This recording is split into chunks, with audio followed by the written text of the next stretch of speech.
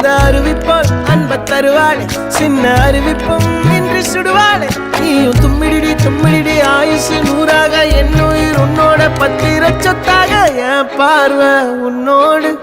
உன் பொம்மை கண்ணோடு பேசாமல் விண்ணோடு